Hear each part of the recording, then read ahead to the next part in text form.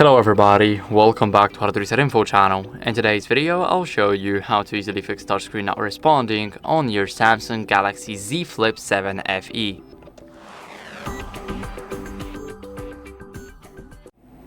So first, what you guys want to do is remove the screen protector if you got one, because it can cause a lot of interference. I'm not talking about a case here. It's very hard to find a case for this special device. As you guys can see, it will be very hard to find it, but if you do, then also remove it, and I'll tell you why.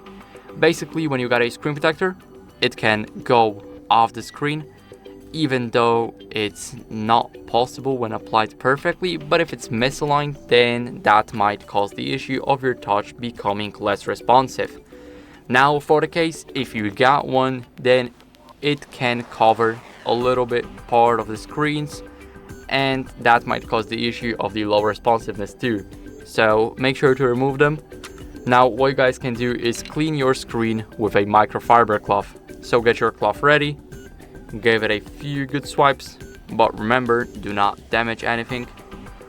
And after you swipe it, what you guys want to do next is force restart the phone. So how do we force restart? Very simple. We need to hold the power button and the volume down button at the same time for a couple of seconds. If your screen is not responding right now, then simply keep on holding, but if it is, then simply click on restart and then tap again to restart the phone. Now once you see the Samsung logo, you should let go of those keys, and I'll see you guys once the phone is ready to use.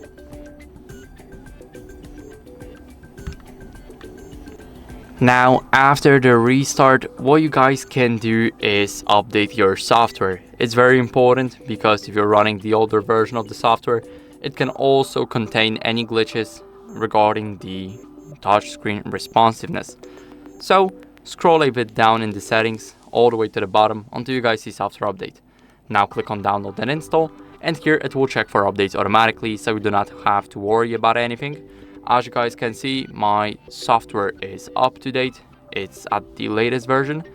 Here we will have the current version, security patch levels, and also the One UI and Android version.